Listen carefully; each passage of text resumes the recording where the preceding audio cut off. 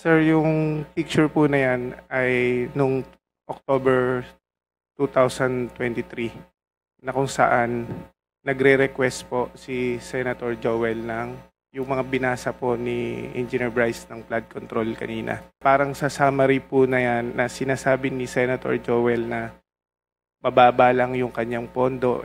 Subalit siyang majority floor leader siya nung that time and member siya ng Commission on Appointment. Again, naguguluhan ako bigla kay Sec. Parang nakalimutan ba niya? Number 1, prob sa flood control and all the efforts we put in. Number 2, for his CEA, his budget this coming year, etc.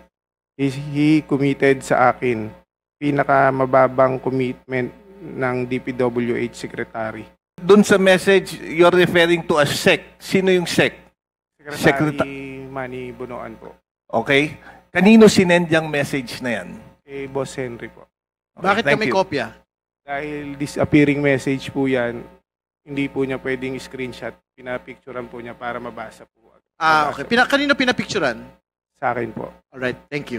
Again, this is a conversation supposedly between Senator Joel Villanueva and District Engineer Henry Alcantara. For his CA, his budget this coming year, etc. He committed sa akin pinakamababang commitment ng DPWH Secretary. Ngayon parang lumalabas same na ang 1 and 2.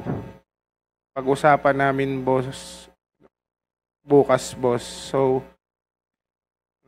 can relate to SEC po. Okay, this is another slide. Yes boss, see you po bukas 6 PM sa GIL. Majority leader tayo, hindi kong or just one CA member. Yes boss, I will.